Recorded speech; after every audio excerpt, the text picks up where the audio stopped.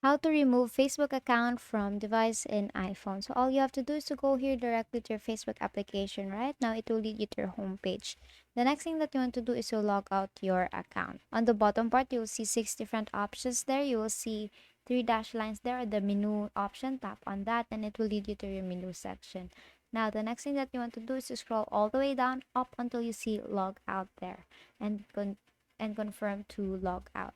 And basically you have now logged out and you will see all the Facebook accounts in this device. So since we want to remove your account, then on the upper right you will see the gear icon or the settings option. Tap on that and here you will be able to manage your profiles that are actually currently saved on the device and choose the Facebook account that you want to remove. So let's say this one, and tap on that and just confirm remove profile. So if you remove your profile, you'll need to enter your phone or your email and password the next time you log into this device, and basically just confirm remove there, and now you have successfully removed your Facebook account from device in iPhone.